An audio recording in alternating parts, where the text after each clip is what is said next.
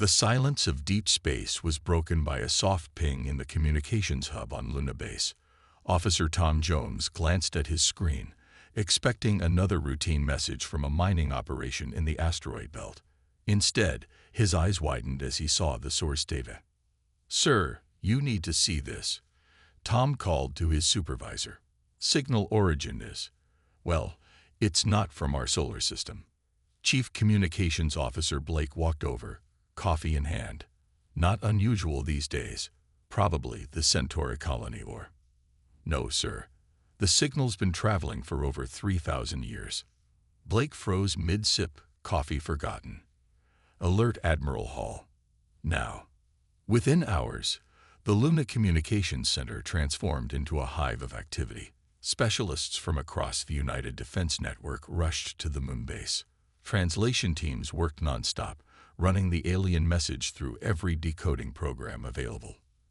Admiral Hall, a stern woman with steel-gray hair and eyes that missed nothing, stood at the center of it all. "What do we know so far?" Dr. West, head of xenolinguistics, cleared his throat. "The message is from a species calling themselves the Vex Imperium. We've cross-referenced with historical archives and found records of a brief encounter with them about 3,000 years ago. A small exploratory vessel made contact near what we now call the Orion Nebula." "And the content of the message?" Hall asked. Dr. West glanced at his colleagues nervously. It's a declaration of war, Admiral." The room fell silent. Then Admiral Hall did something unexpected. She burst out laughing.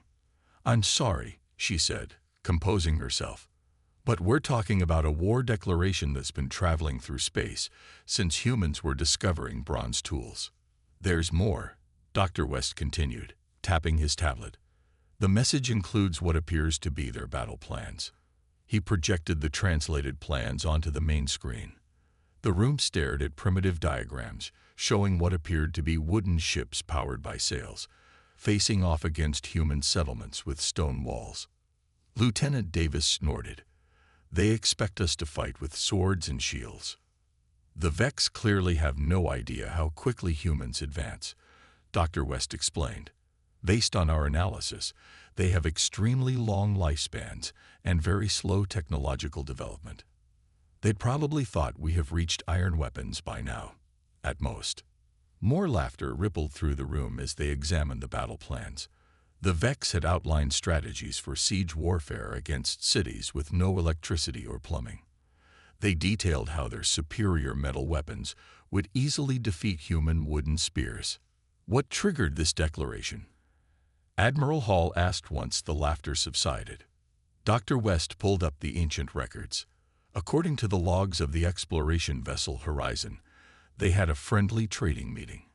However, during a ceremonial exchange, Captain Miller laughed at something, possibly a misunderstanding about a gift. The Vex representatives immediately withdrew and broke contact. "So they declared war because someone laughed?" Officer Tom asked incredulously. "Different species, different customs," Dr. West shrugged. "For the Vex, laughter might be deeply offensive." Admiral Hall straightened her uniform. "Well, I need to inform the Council. In the meantime, draft a response, something diplomatic but honest about our current technological capabilities." As she walked out, Admiral Hall paused at the door. "And someone figure out how to explain to them that the humans they met 3,000 years ago have been dead for nearly as long. This might be the shortest war in history." Behind her, the communications team was already discussing how to gently break the news to an alien species that had just declared war on a civilization that had long since mastered interstellar travel, artificial intelligence, and weapons that could destroy planets. It was going to be an interesting conversation. "This room contains the strangest war council in human history," Admiral Hall announced as she looked around the table. The United Defense Network had assembled a special committee in the Orbital Diplomatic Center, a rotating space station with Earth's blue curve visible through massive windows. Around the oval table sat 12 people, military officers, diplomats, historians, and scientists, all chosen for their unique perspectives on the Vex situation. General Morris, a battle-hardened veteran with more medals than most had years of service, frowned. War is war, Admiral. Even if it's with aliens who are a bit behind the times. A bit behind. Dr. West laughed, adjusting his glasses. They think we're using stone tools and living in mud huts. Ambassador Lee, known for solving the Mars colony crisis through pure diplomacy, raised her hand. We need to view this through a cultural lens. If the Vex live for thousands of years, their entire concept of time differs from ours. What seems ridiculous to us may be perfectly logical to them. The debate continued for hours. Some argued for a show of force, positioning a small fleet near the origin point of the message to demonstrate human capabilities. Others suggested a purely diplomatic approach. We need to find someone who can relate to their perspective, said Professor Miller, a historian specializing in ancient civilizations. I've been digging through archives about the original encounter. He projected a hologram in the center of the table showing grainy footage from the old exploration vessel. The committee watched as humans in outdated spacesuits exchanged objects with tall, slender beings whose skin seemed to shift colors like oil on water. The encounter appeared peaceful until a human captain laughed, a reaction to something not captured in the recording. The aliens immediately stiffened, their skin turning dark red. There, Dr. West pointed. That color change indicates extreme agitation. In many species, red signifies anger or danger. So they've been angry for 3,000 years? Asked Lieutenant Baker, the youngest member of the committee. Professor Miller nodded. To them, it might feel like just a few moments of personal offense. Their perception of time could be so different that they see this as an immediate response to an insult. The room grew quiet as everyone contemplated the implications. I have an idea, said Commander Reed, who had been silent until now. Reed was known throughout the UDN for unconventional thinking. Some called him brilliant, others reckless. What if we send a mission that acknowledges their perception of time? We present ourselves as the distant descendants of those they met, bringing both apologies and education about human customs. You want to apologize for something that happened 3 millennia ago. General Morris scoffed. I want to respect their time perception, Reed answered calmly. To them, it might be like apologizing for something your grandfather did, distant but still connected. Admiral Hall studied Reed thoughtfully. And who would lead this mission? I volunteer, Reed said without hesitation. I study pre-contact diplomacy extensively. Ambassador Lee nodded approvingly. We should also bring artifacts showing human history, how we've evolved from those early encounters to now. Help them understand our development speed. And backup weaponry, added General Morris gruffly, just in case they don't appreciate the history lesson. Admiral Hall stood, decision made. Commander Reed will lead the mission. Assemble a team with diplomatic, scientific, and security expertise. Our goal is peace, but we'll be prepared for all outcomes. As the meeting adjourned, Admiral Hall pulled Reed aside. This could either be the most important diplomatic mission in history or the beginning of our first interstellar war. Choose your team carefully.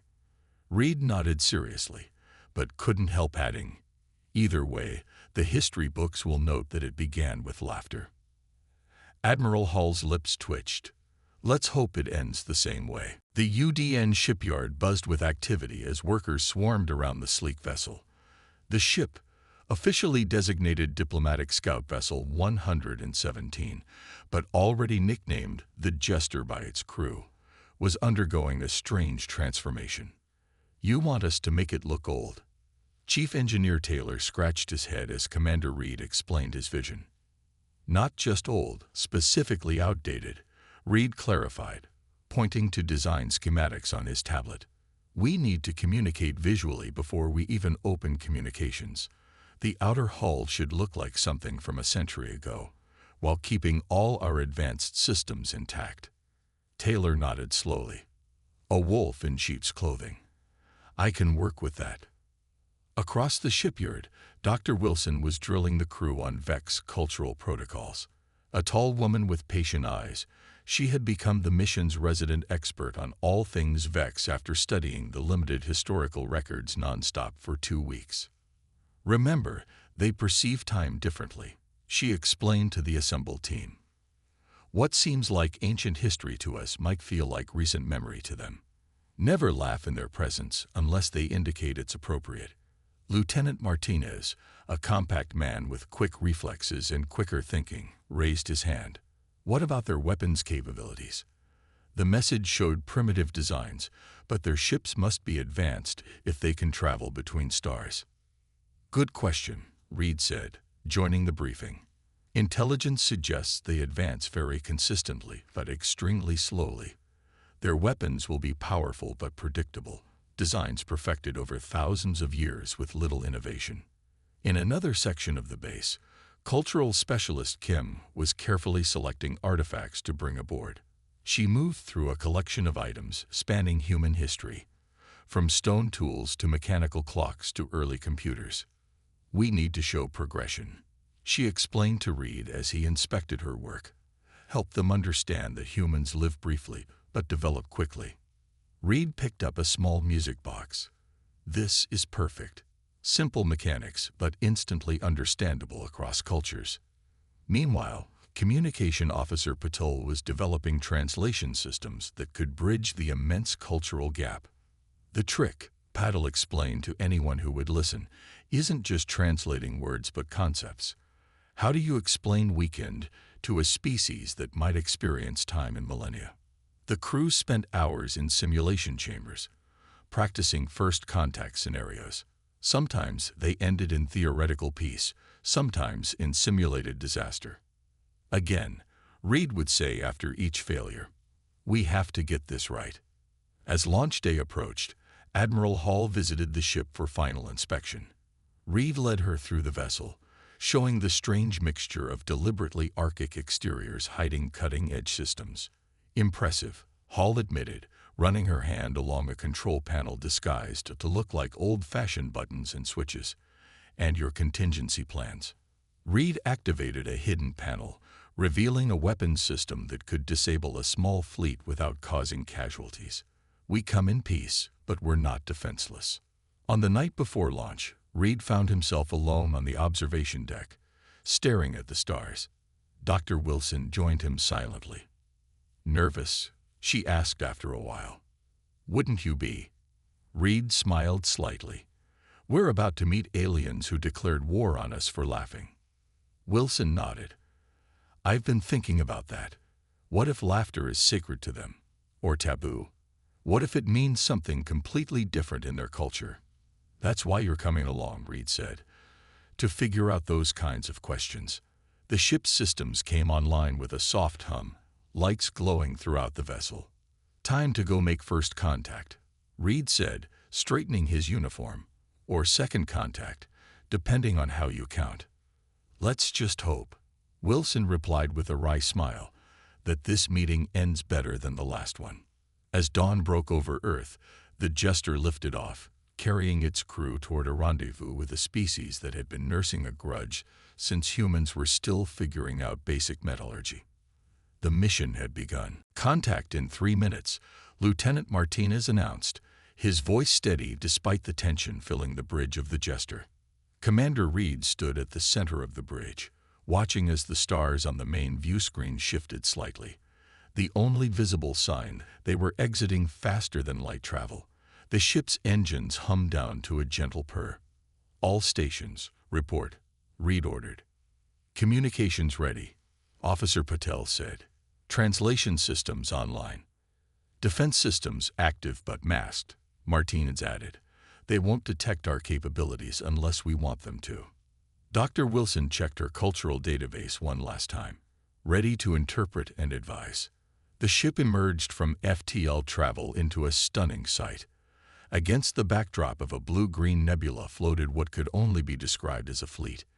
Dozens of ships, arranged in precise geometric formations, their hulls gleaming with a metallic sheen that seemed to shift colors like oil on water.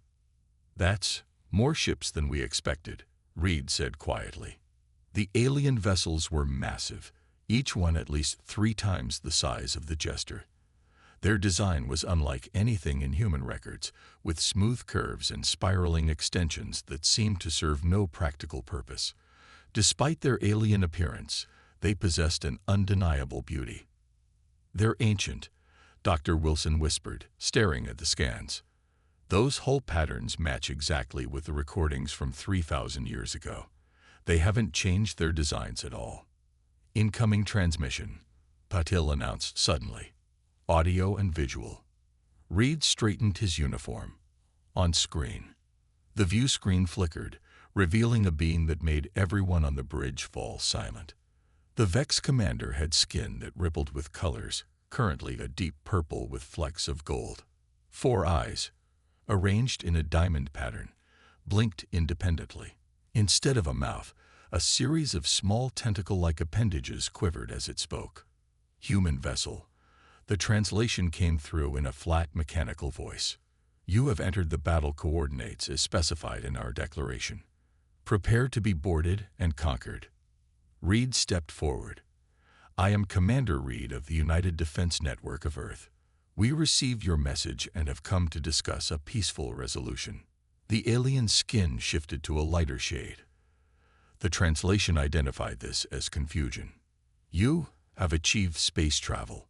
the Vex commander asked. "Our calculations indicated you would still be using primitive ground transportation and simple projectile weapons."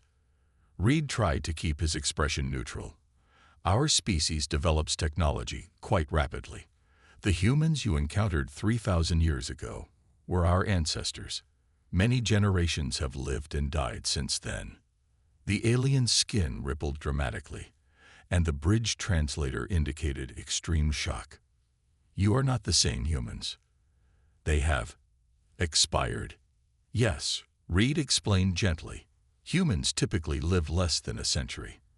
The ones your people met have been gone for nearly 3,000 years." The Vex commander turned to speak with others off-screen, their skin colors shifting rapidly through various hues. The translation system struggled to keep up, catching phrases like temporal miscalculation and species life cycle error. When the commander turned back, their skin had settled into a deep blue. "This changes our tactical assessment. You have evolved beyond our projections." Martinez tensed, hand hovering near the weapon's controls, but Reed gestured for calm. "We didn't come to fight," Reed said. "We came to understand. The humans who met your people meant no offense. What appeared to be laughter was a cultural misunderstanding. Yet you arrived in a ship designed to appear less advanced than it is," the Vex commander noted, skin flashing briefly orange. "Our scans detect energy signatures inconsistent with your vessel's appearance." Reed smiled slightly. "An attempt to communicate on your terms. Perhaps we could meet in person and begin anew." After a long pause, the Vex commander's skin shifted to a gentle green. "Acceptable. We will receive your representatives. This war may require reconsideration." As the transmission ended, the bridge crew exchanged glances of cautious hope. "Well," Dr. Wilson said with a small smile, "at least no one laughed this time." The shuttle bay of the Vex flagship swallowed the jester's small diplomatic craft like a whale consuming a minnow. As the shuttle doors opened, Reed took a deep breath and led his team into alien territory. The Vex receiving area was vast and eerily beautiful. The walls seemed alive, pulsing with subtle colors that matched the skin tones of the aliens waiting for them. Curved architecture with no straight lines or sharp angles dominated the space. Grand Commander Tell stood at the center, flanked by 6 other Vex officials. Up close, the aliens were even more impressive, nearly 8 feet tall with willowy limbs and those distinctive 4 eyes that seemed to track everything at once. "Welcome to the Eternal Vessel," Tell's translator device spoke in mechanical English. "We have prepared a meeting space according to what our records indicate about human comfort requirements." Reed bowed slightly, following Dr. Wilson's cultural advice. "We appreciate your hospitality. We've brought items to help explain human history and development." The Vex led them to an enormous circular chamber where cushioned areas had been arranged around a central platform. As the humans sat down, Reed noticed the cushions were oddly firm, probably designed based on 3,000-year-old data about human seating preferences. Dr. Wilson opened their presentation by displaying a timeline of human development since the first Vex encounter. She showed images of each century's advancement, from sailing ships to steam engines, automobiles to aircraft, early computers to quantum networks. Impossible. One Vex official's skin flashed bright yellow as the translator conveyed disbelief. No species could evolve this quickly. We don't live long enough to go slowly, Martine said simply. Reed watched Tell's skin cycle through several colors before settling on a thoughtful blue-green. Your rapid advancement explains much. The original incident makes more sense now. About that incident, Reed said carefully, we'd like to understand what caused the offense. Tell gestured to a historian who activated a projection showing the ancient encounter from the Vex perspective. The humans watched as their ancestors exchanged gifts with the Vex. When the human captain laughed, the recording captured something the original human cameras had missed. A subtle ripple effect through the Vex skin had spread to all present aliens. In our culture, Tell explained, the sound you call laughter is only produced during dominance displays. Your captain effectively declared himself superior to our entire delegation. Dr. Wilson leaned forward. For humans, laughter can mean many things. Often it expresses joy or appreciation, not dominance. To demonstrate, she opened a case containing artifacts from human history. She showed tools, books, and finally pulled out a small music box. When she wound it up, a simple tune played, and a tiny ballerina spun. One of the younger Vex moved closer, 4 eyes fixed on the dancing figure. Then something extraordinary happened. The Vex's skin rippled in a pattern they hadn't seen before, and a soft chiming sound emerged from their tentacle mouth. Are they laughing? Martines whispered. Dr. Wilson nodded slowly. I think so. Suddenly all the Vex were staring at their younger companion, their skin turning deep purple with gold flecks. The human team now recognized this as shock. Analyst Jun has expressed spontaneous appreciation, Tell said, sounding stunned. This is unprecedented in diplomatic contact. Reed smiled. On Earth, we often say that joy is universal. Perhaps laughter is too, just expressed differently. As the meeting continued, the humans shared more artifacts, simple games, art, music, while the Vex explained their own culture. They learned that Vex lived for thousands of years, valued stability above all else, and considered rapid change dangerous and chaotic.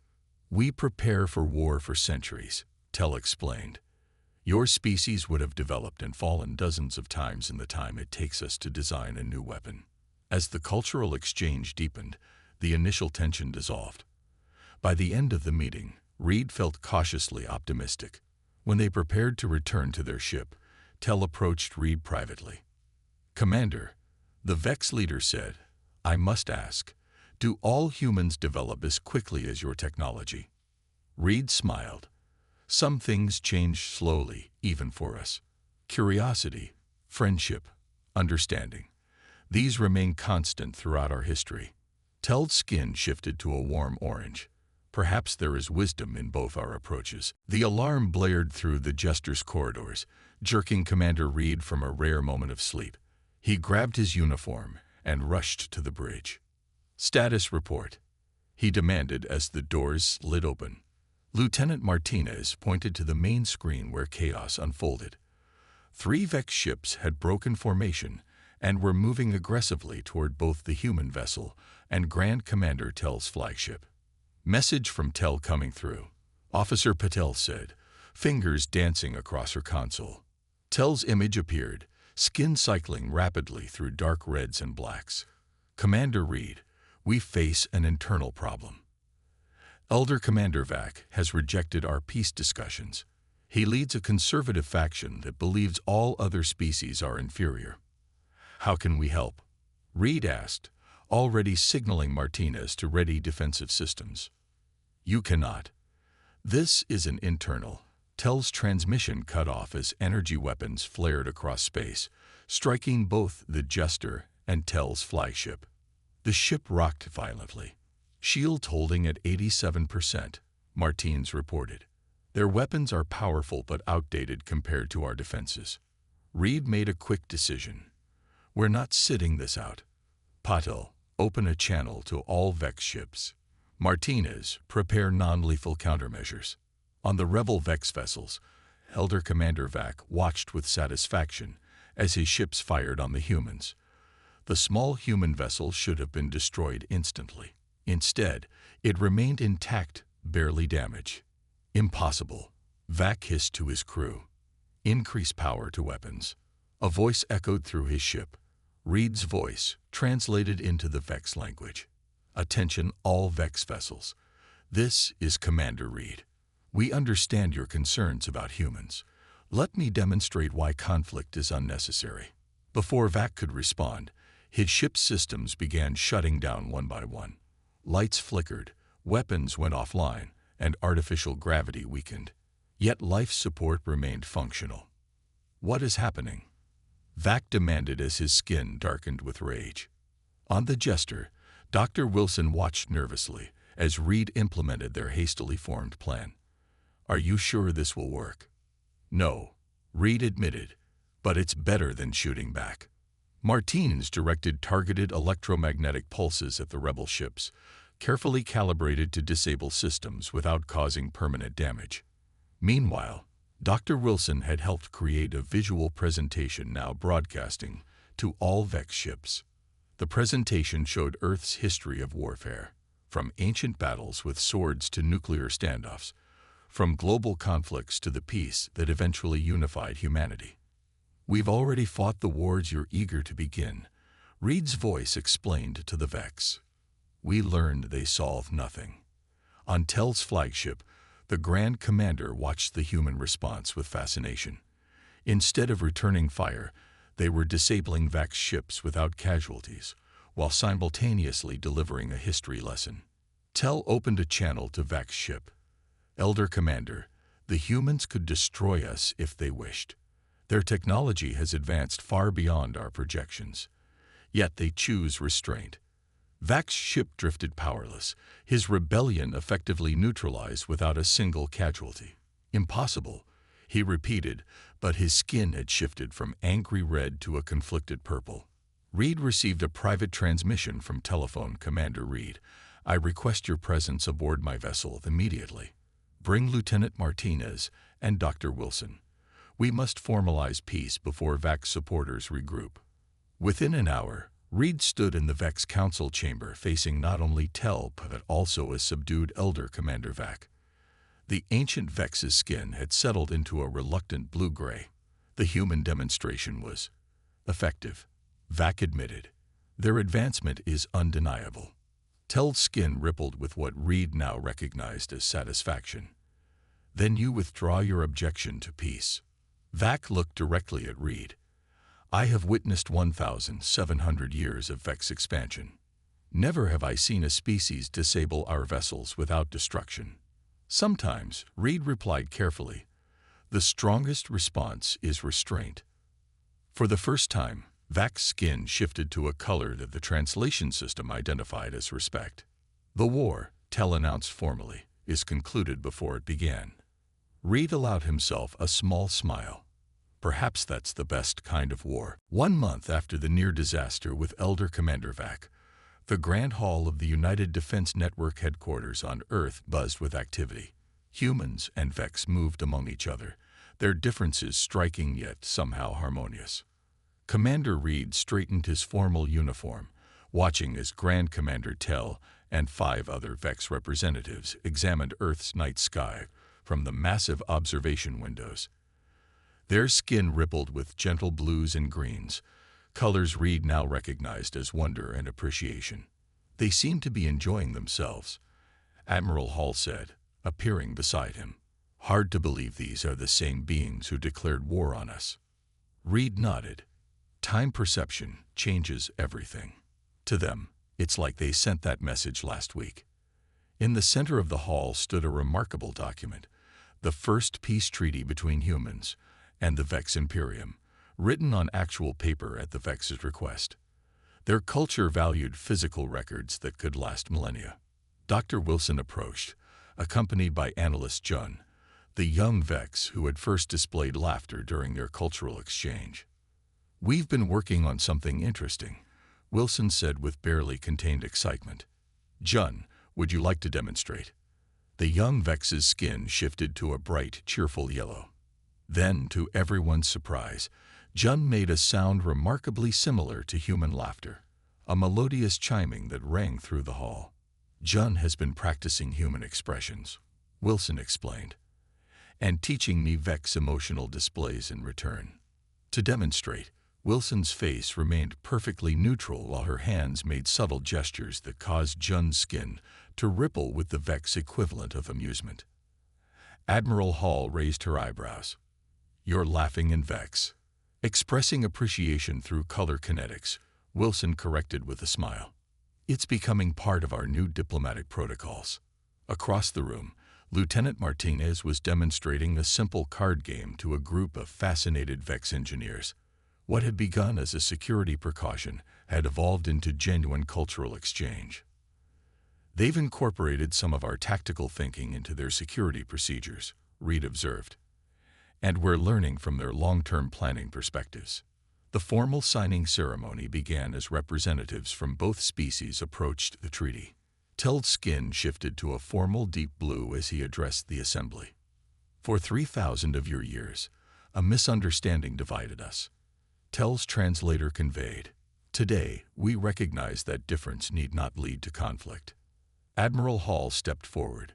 "Humanity has much to learn from the Vex perspective on time and stability, and perhaps we can offer fresh perspectives in return."